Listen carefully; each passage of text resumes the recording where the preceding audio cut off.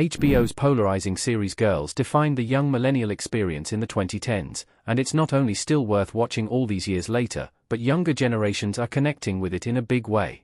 Created by Lena Dunham, Girls premiered in 2012 and centered on the misadventures of aspiring writer Hannah Horvath, Dunham, and her three female friends as they learned about life and love in Brooklyn, NYC. Girls was the millennial it show and made huge stars of its cast, particularly Adam Driver and Allison Williams. As tends to happen with Dunham and her projects, controversy surrounded Girls almost instantly. The series' raw depiction of female sexuality sparked much debate, with some saying it was empowering and others that it was cheap shock value. Another contentious issue was Girls' lack of diversity, with the 4 female leads and most of their love interests all being white. The series was also dismissed by those who saw the Girls' main characters as unlikable and entitled.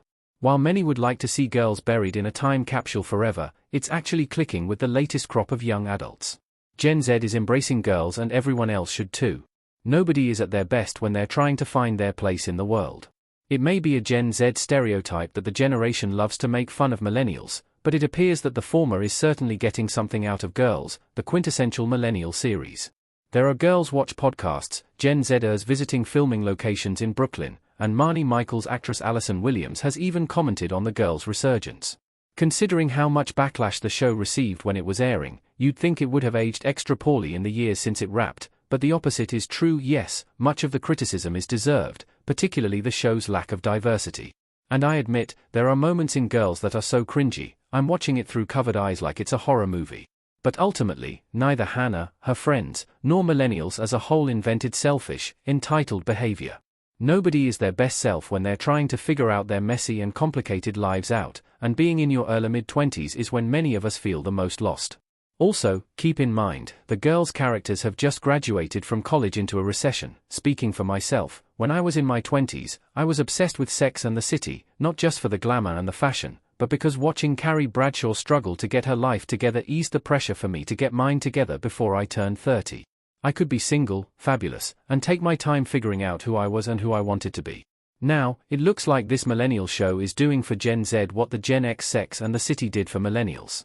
Marnie actress Allison Williams speaks to Girls' resurgence in popularity. The tides have turned for Marnie Michaels and messy female characters. In an interview with Screen Rant promoting the upcoming M3GAN 2.0, Allison Williams discussed not only Girls' resurgence in popularity but also the reassessment of her controversial character, Marnie Michaels. Of all the Girls' leading ladies, Marnie was by far the most reviled, as many found her narcissistic, judgmental, cruel, and some of us all but pulled muscles. We were cringing so hard at Marnie's impromptu singing performance at Charlie's app party. But, according to Williams, Gen Z sees the character in a whole new light. Williams said, "I think it's great that Marnie is being looked at under a new light.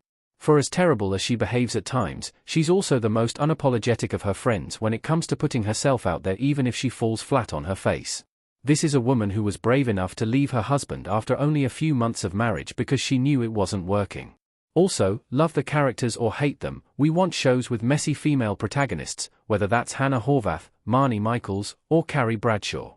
Their popularity means shows like Girls keep getting made. It means we get Fleabag, Insecure, The Sex Lives of College Girls, the list goes on.